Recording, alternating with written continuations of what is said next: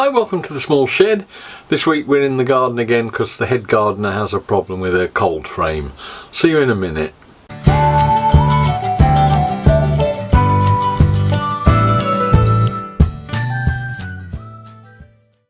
Now it's about this time of year that the whole house starts to get full of plants that are ready to come out of the greenhouse and get hardened off, and the conservatory gets filled. Occasionally my shed gets filled, and by and large there are pretty much plants everywhere. We've got a small cold frame up the garden, but unfortunately this year there are quite a lot of plants with good growth on them that are too tall for it. So my wife wanted the whole thing raising up a bit. Started having a look with the dye bond stuff, but I think that's probably not useful. So I had to go look up the side and found a whole load of 3x2 stud that again was reclaimed to start with and has been reclaimed again and again and again from projects, and reckon that I could probably construct some sort of a raised base out of that. And the only real question was whether I'd got enough and how much I'd got to be able to get different layers. You know, 2 or 3 layers will lift me 100-150 mil. So I've just gone and collected all the material I could, seen what I've got, take stock, and that will more or less dictate how high we go with the construction. But I'm looking to basically copy what I've seen done with planters and just do like a toothed out end that will slot together. And surprisingly enough, I've got an awful lot of bits. I don't like to throw away even the short lengths. Frame. Now I always know I've got a problem by the amount of projects that I've got open in my little notebooks that I use for each one. I've got some benches for many sheds. There's a project that hasn't even come to light yet that I've got working on, the community library, the cycle cart. I've got a signpost to make, that's coming up. The coal frame, that's 2, 4, 6. That's probably 3 too many projects on the go, considering there's also probably another load in the background as well that I haven't got books for yet. So I do need to calm down a bit and do a bit less, finish some things again, which was the whole point of the channel. In this instance it's hopefully a one-day build, so it shouldn't take too long. I've got 635 by 1 metre as my size that I need to go for. I've got plenty of wood for at least 3 high, if not 4. So really what I need to do is work out the overall lengths, because there'll be, if I'm going to tuss the ends, each length needs to be the same length as the width and the length, less 1 thickness of CLS, I think, which is 38. So if we work that on 600 rather than 602 by, call it 40 mil, 960. So I need some lengths cutting or producing to 600 mil and 960, and I can use up all the little bits in makeups. As long as the joints don't coincide, it should all just fix together easily enough. This isn't a work of art, it's a work of function in the garden that is put up for about, I don't know, 4 weeks, 5 weeks, harden the plants off, and then they're off out and it needs to be put away, which is why I'm going for the toothed edges, because that way I can just take it apart almost like Lego. It doesn't need any screw fixings to actually put the pieces together, and then we can store them more easily.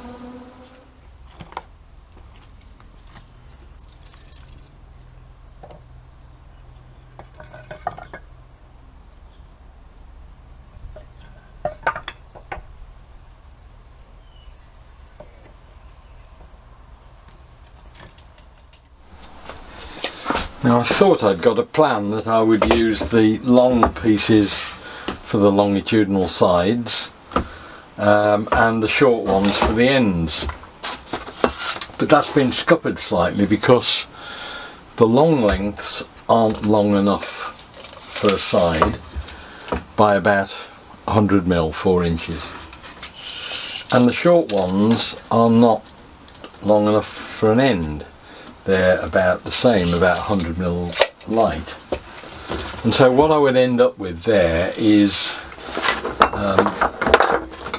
both sides and ends having a piece like that on the end.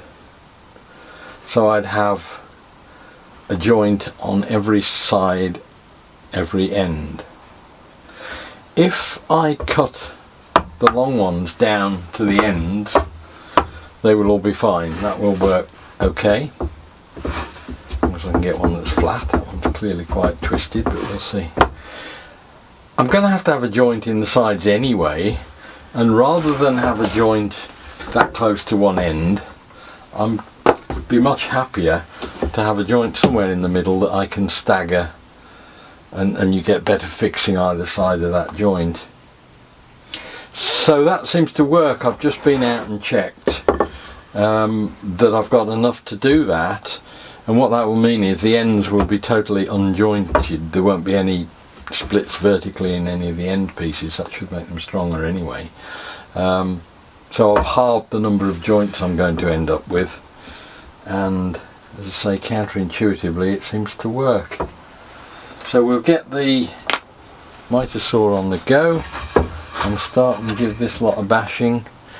Just trim up one end and then do it into sets so that we've got a load of collection of pieces that are all in sets of either end pieces or side pieces. So first off, we're just going to take each piece and trim it square as close as I can to the end, and that will give me a sort of a reference starting point for each length.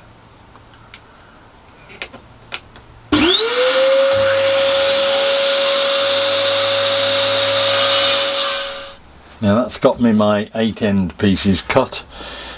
What's particularly galling is that I was short on one of them, so I've had to resort. There will be a join in one of the end pieces. It's not a big deal, it's just, you know, one of those things. What's really galling though is the fact that about 3 days ago I cut up a piece for a clamping caul that you can see it didn't really matter. It could have been that much shorter without any great loss, and it would have done me perfectly. But there you go, that's always the way. You throw something away or you use something that you think you won't need again, and the next day you do.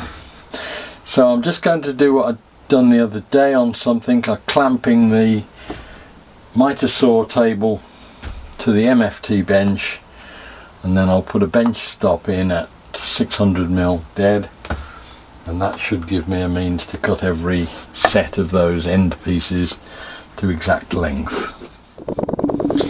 Right, I've got the bench stop set up there on 600, so hopefully we'll do one test cut first.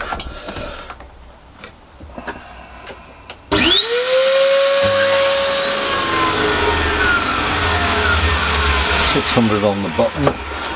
What I'll do now is go and try that out rather than cut all 8 pieces that I need, because I've learned in the past from bitter experience, if you cut all 8 you'll find that you got it wrong, and they're all wrong.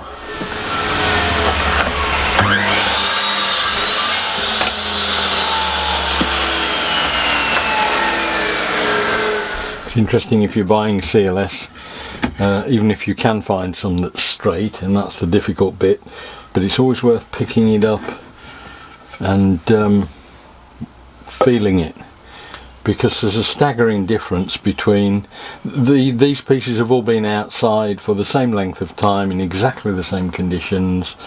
This one, both exactly the same length now, 492 grams. This one 724, 728, and it's basically because the wood has grown much more densely on that one than that one, so you get a lot more strength in a piece like that, and it will finish much better than something like this it's almost like balsa wood. Right, so it's time to move on to assembly now, and as you would expect of me, I think by now I've made a bit of a jig up to help me along the way. I've just put a pair of bench dogs in, block of timber along it to guide me. I've put a right angle block there, which is a fraction taller than the CLS timber. And what that means is I can put a block of wood in there, which is one of the ends, put that on there, and then put one on top, and that will build in my stagger. And now I'm just going to drill through and screw them together.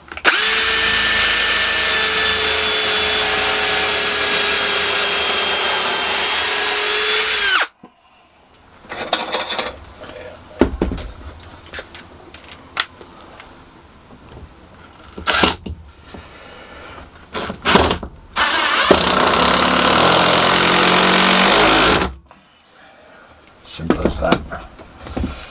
And I can lay the whole thing on its side and do the same thing again, because I've got it stopped off there properly.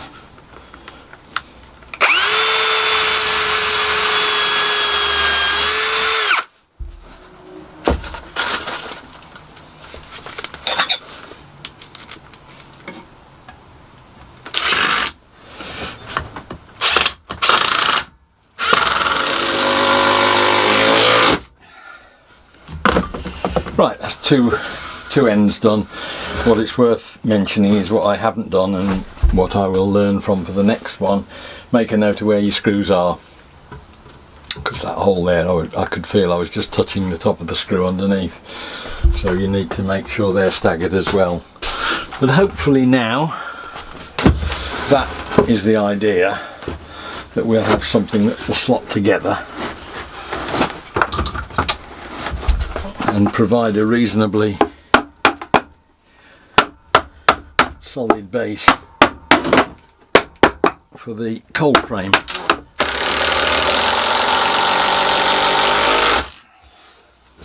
Right, that's the last of the panels. I'll see how it goes with just putting it together, but I can always just run a couple of big screws into the end grain of the side pieces just to stiffen it all up if needs be, but we're going to have a look and see if it all fits together first.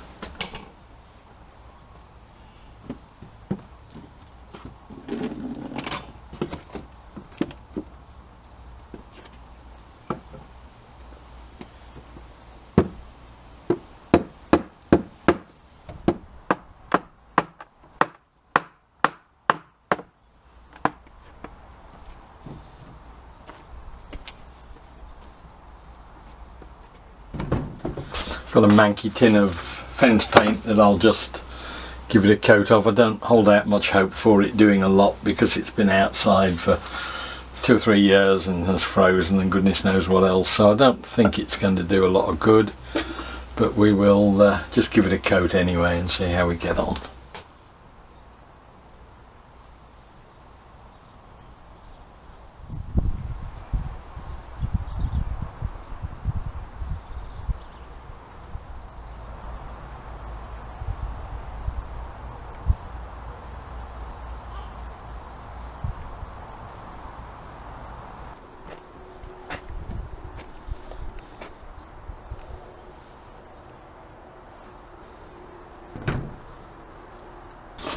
So as you can see, we've raised the whole thing up by about another 300 mil, which has given plenty of room for things to grow and hopefully satisfied the domestic authorities.